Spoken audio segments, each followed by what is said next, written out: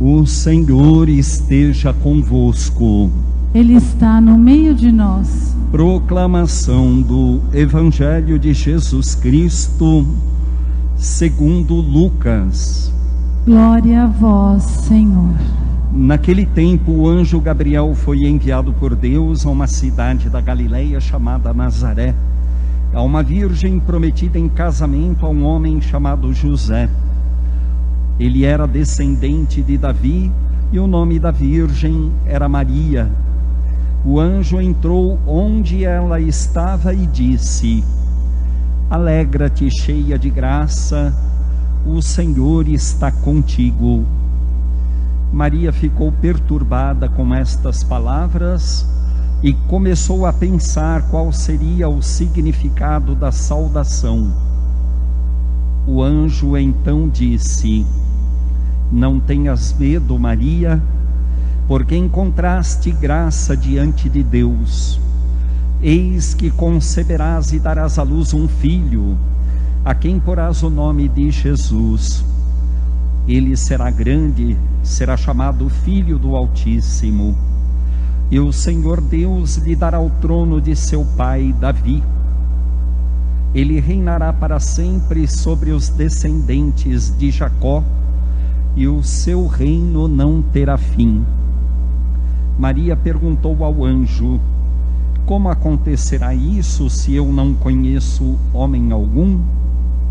O anjo respondeu: O Espírito virá sobre ti, e o poder do Altíssimo te cobrirá com sua sombra.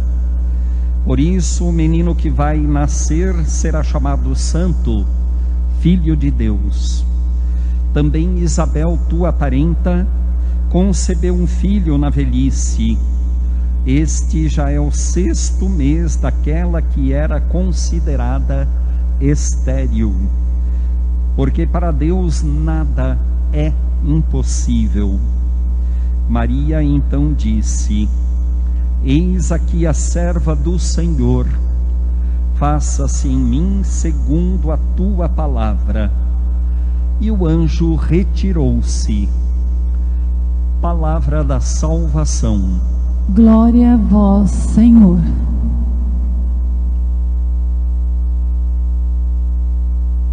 Prosseguimos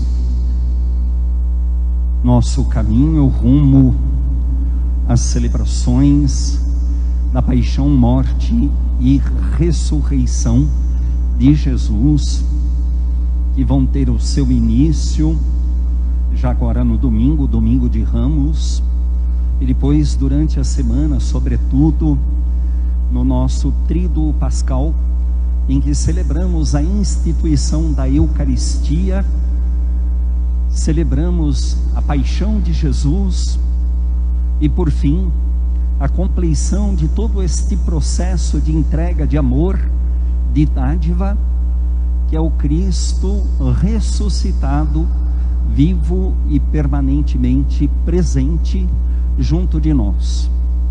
É a nossa fé, e a cada celebração, a cada encontro, a cada oração, até mesmo o lugar em que nós nos reunimos, tudo o que realizamos é uma profissão de fé na ressurreição dos mortos, no Cristo ressuscitado, e também um ato de agradecimento, porque foi Jesus aquele que cumpriu no máximo de todos os detalhes e com perfeição o que nós ouvimos na proclamação do salmo desta liturgia, o Salmo 39. Eu disse: eis que venho, com prazer faço a vossa vontade, Senhor. São Paulo, na segunda leitura de hoje, também fala desta comunidade em que nós nos reunimos, e não são mais os sacrifícios da antiga aliança, mas o sacrifício redentor de Cristo, que nos faz há milênios, 2 milênios já decorridos, nos reunirmos em nossas comunidades junto do altar e dizer a Jesus: Senhor, muito obrigado, e repetir durante a celebração as palavras do ensinamento de Jesus na única oração que Ele nos deixou, a oração do Pai Nosso. Quando rezardes, dizei: Pai Nosso. E mais adiante encontramos mais uma vez, para que na nossa espiritualidade, no nosso diálogo com Deus, jamais se perca este fruto, esta disposição. Nós dizemos: seja feita a vossa vontade. Mas olhando a vida de Jesus como um todo, e observando a obediência de Jesus, mantendo-se fiel ao Pai, e por isso fiel ao bem de toda a humanidade, nós vamos observar que esta obediência a Deus não se desvia e não contradiz o que é a nossa própria plenitude, a nossa dignidade, o nosso bem, a nossa alegria, a nossa realização. O que Jesus vem fazer é dar à humanidade uma oportunidade para um recomeço, uma humanidade redimida, em que os pecados são apagados pela oblação do seu sangue, e a partir de Jesus e da sua entrega, um recomeço para todos nós.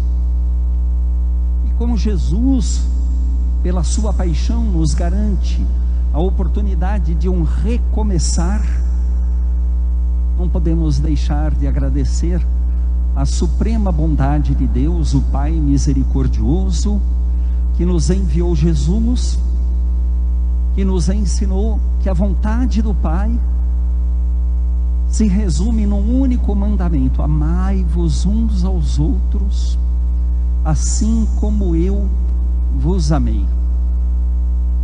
É um mandamento único, amar. É a exigência fundamental, amar. Mas amar não é uma responsabilidade. Amar é o prazer de ter alguém, o prazer de encher a vida pela felicidade de uma outra pessoa a quem nós amamos. Amar é prazer. Por isso não vai distante que as palavras bíblicas da nossa liturgia, lembrando a obediência de Nossa Senhora, que aceita ela própria ser arauta do nascimento, e não somente porta-voz, mas também lugar da gestação, da corporeidade do Verbo que nela se encarna e vem morar junto conosco. Nós aprendemos que tudo é feito com prazer. Inclusive é muito comum, em algumas circunstâncias, quando alguém nos pede algum socorro, alguns entre nós digam: faço com prazer. Sim, farei por você com prazer. Isso não significa que seja fácil, que seja algo simples, que seja algo que disponha de poucas exigências. O prazer está exatamente em fazer para alguém aquilo que para aquela pessoa, para este alguém, edifica e dá à sua vida um caminho em direção à plenificação. Aqui poderíamos imaginar, visto que a celebração nos propõe que nos coloquemos diante de Deus por meio de Nossa Senhora, e recebeu do anjo a anunciação de que Deus desejava de que ela se tornasse a mãe do Salvador. Depois de interrogar o anjo, depois do anjo lhe explicar o porquê da realização na vida dessa mulher tão humilde, de algo tão grandioso, Maria, perturbada desde o início com a saudação: bendita és tu entre as mulheres, e bendito é o fruto do teu ventre. Diz ao anjo: faça-se em mim conforme a tua vontade.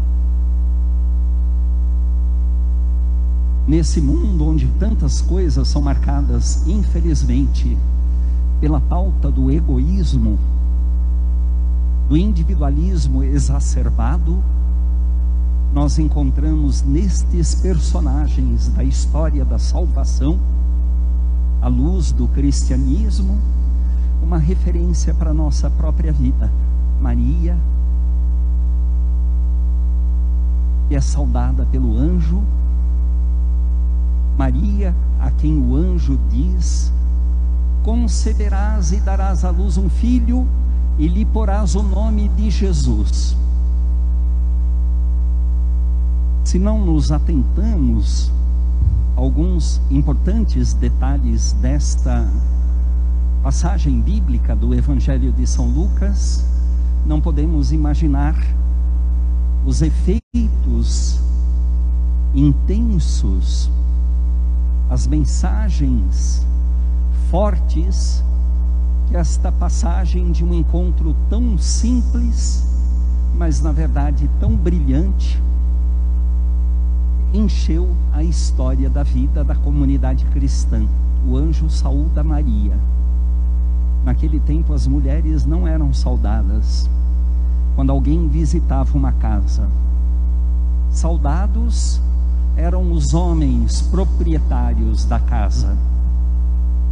Mas o anjo vai à casa de Maria e não saúda nenhum homem, simplesmente ela dizendo: ave, cheia de graça, o Senhor é contigo. Quem dá nome para o filho é o homem. As mulheres não podem dar o nome ao filho no tempo de Jesus. E o anjo diz a Maria: tu lhe porás o nome de Jesus, porque ele vai salvar a humanidade. A palavra Jesus é conhecida no mundo bíblico, porque Jesus vem da raiz judaica Yoshua, que significa Deus salva. O nome identifica a própria missão de Jesus. Acompanhemos sempre, como neste momento, caros irmãos e irmãs, vocês, em qualquer lugar, rezando comigo esta liturgia, o exemplo de Maria, de quem sabe escutar atentamente, de quem faz da oração o travar de um diálogo, ela humana e Deus o divino, o supremo. Ela, a voz materna, ele, o Criador de todas as coisas. Observem, lendo o texto, a delicadeza da passagem do Evangelho de São Lucas, em que Deus envia o anjo Gabriel, o que melhor falava entre todos os anjos, de tal modo que o nome Gabriel significa mensageiro de Deus. Deus pensou entre os militantes de todos os anjos aquele que poderia falar mais profundamente ao coração humano, Gabriel. E pediu a Gabriel que, com delicadeza e total respeito, se dirigisse à pobre casa na cidade de Nazaré, e não a uma mulher entre as mulheres das elites daquele tempo, mas uma simples jovem, de nome Maria. E usando desta delicadeza de quem sabe dizer palavras suaves, reverenciá-la: ave, cheia de graça, o Senhor está contigo. Maria se surpreende com tanta delicadeza e não compreende o porquê de tamanho elogio. Mas Deus a escolheu, não para lhe impor que fosse mãe do Salvador, mas que o anjo lhe explicasse a sua vontade, para que ela, compreendendo a vontade de Deus, ela pudesse decidir sim ou não. De tal modo que, diante da explicação do anjo, nós acompanhamos o Evangelho, Maria dizendo: faça-se em mim segundo a tua palavra. Por isso, todos nós, cristãos e cristãs, de qualquer momento, em qualquer circunstância, vocês rezando por uma pessoa amada, recém-falecida, nós todos em oração, por irmãos e irmãs conhecidos ou não, mas cujos nomes foram postos para esta celebração. Vocês que se coligam conosco nesta celebração e elevam as suas preces a Deus por uma pessoa doente, e por que não repetir mais uma vez ainda hoje, que rezamos por todas as pessoas que se empenham, que labutam para salvar a vida dos doentes. Nós todos, caros irmãos e irmãs, sabemos que podemos realizar também um encontro pessoal com Deus, um encontro de intimidade, em que Deus nos envia os seus arautos celestiais para falar ao nosso coração. Talvez, para não dizer certamente, talvez, entre tantos valores que nos fazem chorar a morte de uma pessoa querida, nós choramos uma pessoa amada que morre exatamente por aquilo que ela foi para nós, em termos de disposição, de ânimo, de boa vontade, de disponibilidade, de ternura.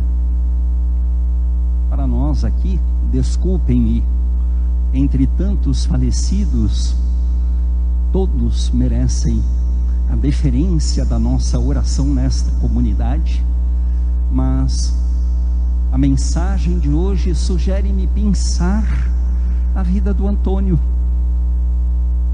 e conosco esteve várias e várias vezes, em muitas e muitas liturgias, muitos encontros desta comunidade. E quando as pessoas realizam da sua generosidade o seu serviço, nem é necessário que digam, basta olhar, e a gente sabe que as pessoas, sem falar, estão dizendo: faço isso com prazer. Durante a oração do Pai Nosso, que daqui a pouco, mais uma vez em nossa vida, vamos todos juntos rezar, apropriemo-nos do Espírito de Nossa Senhora, da força destes homens e mulheres santos, como quem na autoria do Salmo colocou: com prazer faço a vossa vontade. E vamos suplicar a Deus, em primeiro lugar, por todos aqueles que têm o cuidado da vida humana, e não façam nada, absolutamente nada, de uma forma desleixada, mas façam com afinco, dedicação, com verdadeiro prazer de socorrer, de sonhar erguer pelo seu esforço as pessoas que estão doentes. Vocês que ora rezam também pelos falecidos, não deixem de agradecer os que estiveram perto deles nos momentos que antecederam suas mortes. Agradeçam. Agradeçam. Expressem a Deus o agradecimento por aqueles que cuidaram, por aqueles que desejaram que eles continuassem aqui junto de suas famílias. Agradeçam. Não agradeçam somente, claro, como não, para os doentes, os seus médicos, as suas médicas, enfermeiras e enfermeiros, mas não deixemos também de agradecer quem cuidou lá da caminha daquele doente, quem varreu aquele estabelecimento,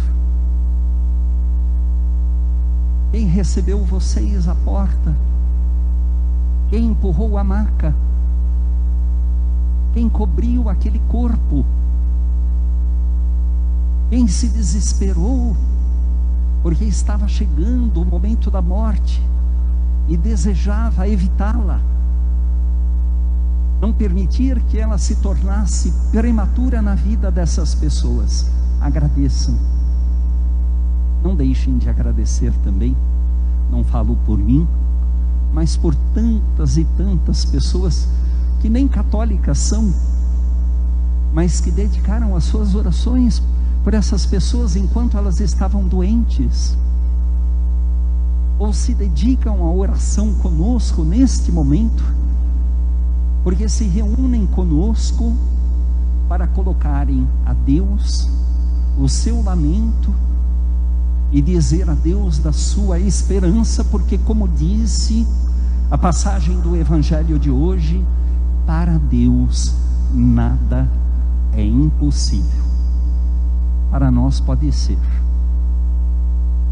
para nós chega ao limite, para nós muita coisa é impossível, mas para Deus a morte é um nada.